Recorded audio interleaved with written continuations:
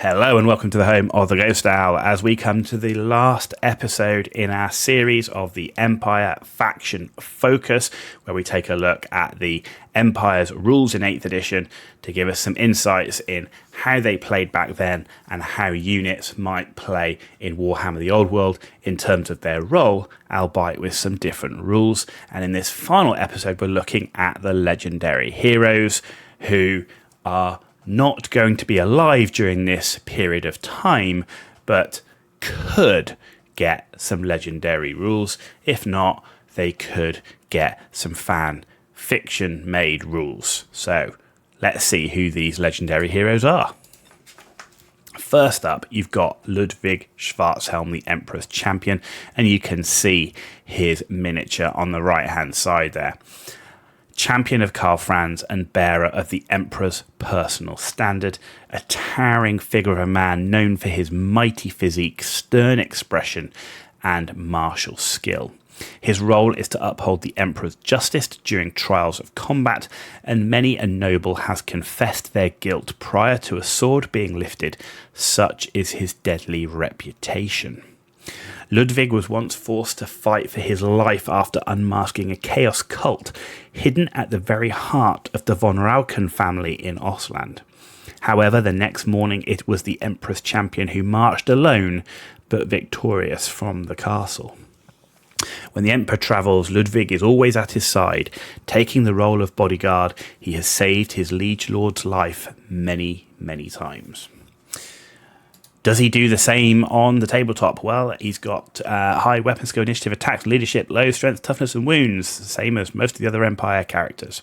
Equipment-wise, he does come in that full plate armor, and he has the Sword of Justice. It's a magic weapon. It has killing blow and re-rolls wounds. He has the Emperor's Standard, which is a magic standard, giving hold your ground 18 inches. He must be mounted on a barded warhorse. Okay. The Emperor's Bodyguard. If Karl Franz is in the same unit on a 2+, Ludwig can take 1 wound instead of Karl in each phase. The Emperor's Herald must be the battle standard bearer and can never be the general. Okay, we're back to the same things as our legendary lords.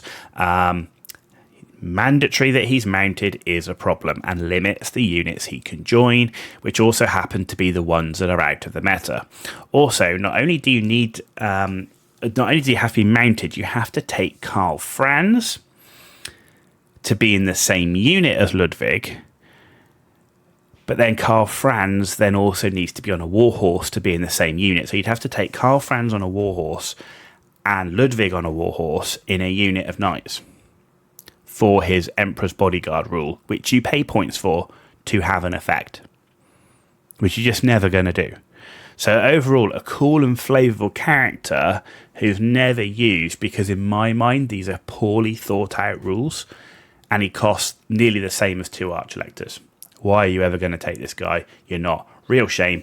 Cool looking miniature. I hope he gets some legendary rules or some fan rules that actually make him usable. Say the miniature did exist. You could even convert him as well. It's such a shame. The Empire have got lots of these legendary lords and heroes with some very cool lore around them, but their rules just making them pretty much unusable in anything but a basic narrative game. Okay, next up is Luther Huss, Prophet of Sigmar. As a boy, appeared at a Sigmarite monastery in Wissenland, who had no past, and all he would say is his name is Luther Huss, and he wanted to learn to fight chaos. After training in Weismund on the edge of the Drakvald forest, Luther fought a foul herd of beastmen, displaying the divine might of Sigmar himself. He bore the gifts of the immortal god, slaying many monsters with words and the swings of his hammer, and the beastmen fled back to their woodland lair.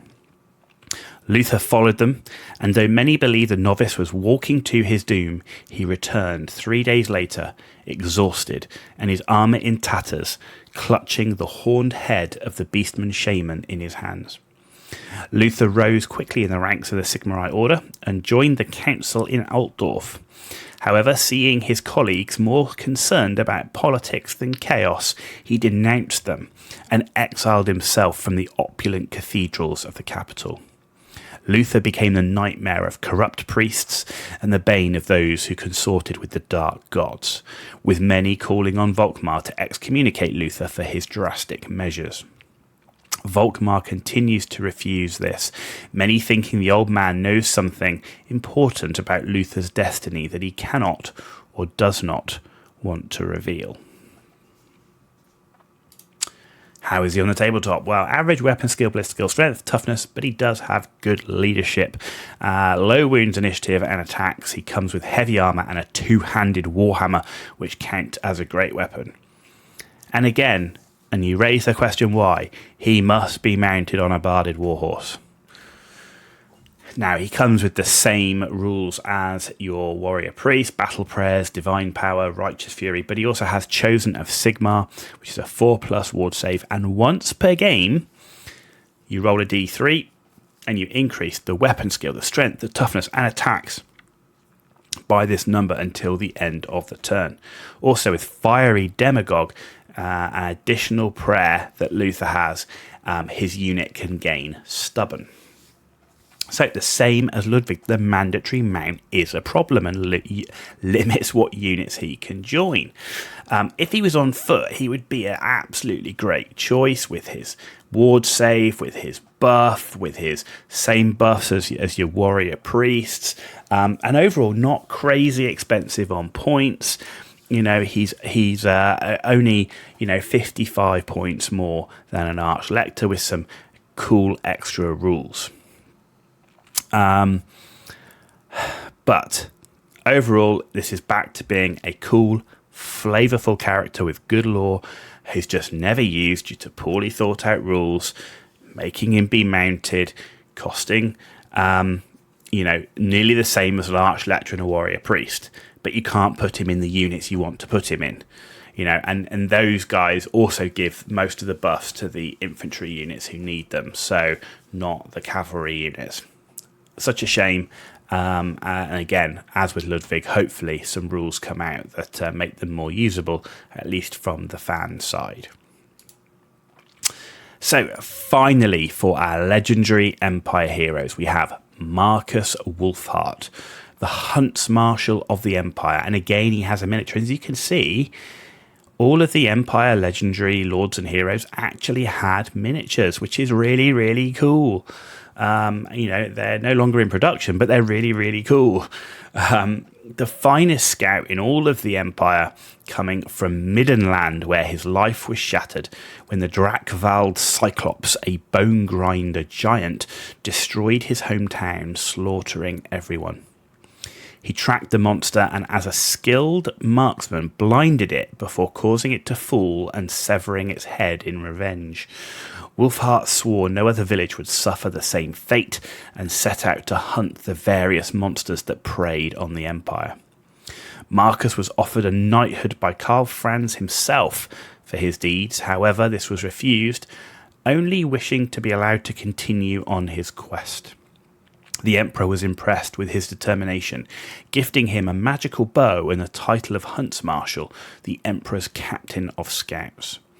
Wolfhart's hunters are an elite ragtag regiment of hand-picked men from all over the Empire, and have become the finest monster slayers in the Old World. Together they have slain the Talon Beast of Stirland, the Ostermark Ice Dragon, and the Chimera of Flamespire Peak, to name a few. Marcus Wolfhart on the tabletop, well, he's got above average weapon skill, ballistic skill, and initiative, attacks, and leadership. Low wounds, however. Equipment wise, he has a hand weapon, but he does come with the Amber Bow, which is a magic weapon, 30-inch range, strength 3 volley fire, which always wounds monsters on 4+ and has the multiple wounds D3. Now bear in mind that his bow is 30 inches and his unit's bows are 24 inches. How much does that 30-inch actually matter? Special rules: Scouts, immune to psychology, hatred of monsters, Monster Hunter, reroll hits against monsters.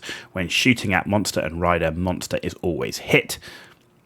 Wolfhart's Hunters may upgrade one unit of Huntsman to Wolfhart's Hunters. That costs 3 points per model, granting them Monster Hunter and immune to psychology.